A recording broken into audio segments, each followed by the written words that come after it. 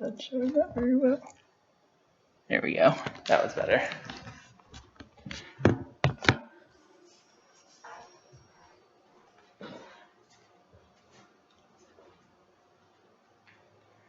How can you go from the FBI's most wanted list to a consultant for the FBI and Fortune 500 companies? Learn how Kevin Mitnick did just that. After listening to a security presentation from Kevin, I had to learn more. In this speech, we'll see how he went from a hacker to a security consultant in the media he and others wrote about him and his adventure. Born on August 6, 1963 in California, at the age of 12, he used social engineering and dumpster diving to ride the LA bus system for free. He was able to gather unused tickets near the garbage of the office for the buses and convince the bus driver to get where he could get his own punch. Social engineering is the art of using deception to get the person to give up confidential information. The weakest part of security is always said to be the human element. In 1979, at age 16, he got the ARC phone number for the Digital Equipment Corporation that was holding their operating system, in which he copied. He was charged for copying that operating system in 1988 and served 12 months in prison and a 3-year supervised release. On his supervised release, he hacked into the PacBell voicemailing system, where he was able, from there, went on run and started a hacking spree from there. Dozens of networks were hacked into, including Motorola, Nokia, and IBM, to just name a few. From there, he copied valuable proprietary software, read and accessed private emails, and altered networks. A 2001 PBS article, Testimonial of an Ex-Hacker, estimated that cost the companies $300 million. He was arrested for those on February 15, 1995, by the FBI in Raleigh, North Carolina, where when he was arrested, he had hundreds of cloned cell phones and multiple false identifications. According to the Federal Communication Commission, a cloned cell phone is when you reprogram its electronic serial number and its mobile identification number from one cell phone to another.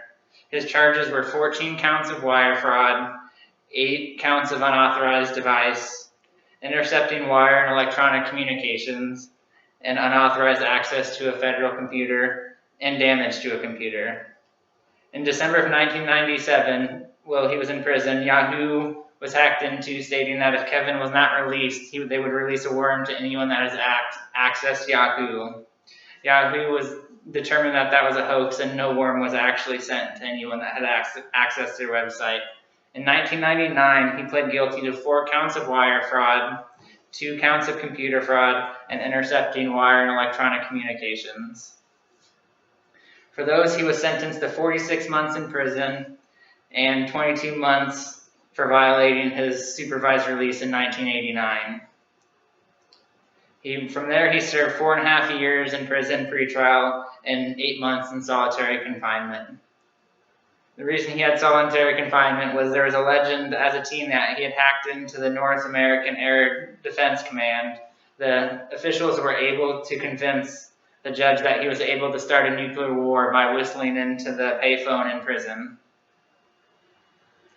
From there, he was released on January 21st, 2000, and his supervised release ended in January 21st of 2003, where after that he had to fight to have internet access in court because he was only allowed to use a landline from there. In an article in 2018 interview from the Denver Post with Tamara Chang, Mitnick said, "I never in doing this wanted to harm anyone. I was just having fun, being a magician by breaking into systems and getting the code, which is why I went after cell phones and operating systems to become a better hacker." He has said he has only used social engineering and no software or hacking tools to get information. From there, he used all of his tools as a hacker to become and turn into a consultant, where he started Mitnick Security Consulting, which specializes in penetration testing, speaking, and education. One of his clients was a credit card company where he spent 4 months studying their building and built equipment, where he had convinced the building manager that he was going to rent the floor above them. The equipment that he built inside of a notebook was a card copier where he was asked the building manager if he could see her card, which had access to every single room in the building. From there, he was able to copy all that information and place it on a separate card with his picture on it, where he was able to get into the credit servers in every single room in their building. Mitnick Security Consulting is hired by Fortune 500 companies and government agencies, including AT&T, Dell, FedEx, IBM, MasterCard, and the FBI, just to name a few. He also sells what are called zero-day attacks, which is very controversial because of his background. A zero day is the day that an operating system or software is released. From there, he sells the exploits into the holes into the system that has not been fixed yet. Most of his customers include penetration testers, antivirus companies, and owners of the systems themselves. He is also the chief hacking officer of KnowBe4, which specializes in security training. One of his specialties is his business card, which is a metal business card that doubles as a lock picking set. With stories and skills like this, movies and books are bound to be written about your story. There was a movie-book combo written called Takedown by John Markoff in 1996.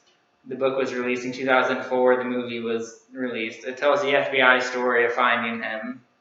In 1996, Mitnick authorized The Fugitive Games Online with Kevin Mitnick, which tells his story of being on the most wanted list.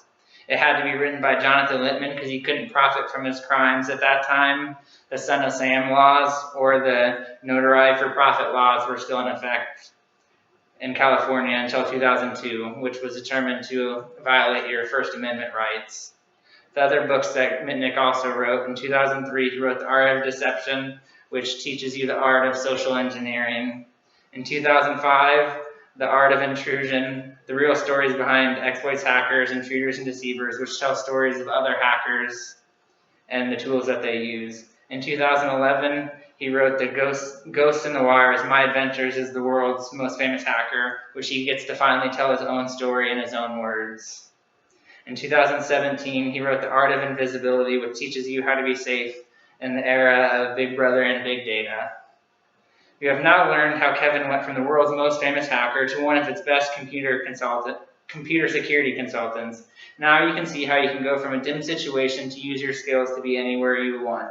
Imagine being chased and hunted by the FBI, running and hiding from city to city using different IDs, not able to have any friends, to becoming a consultant for that same agency that was chasing you.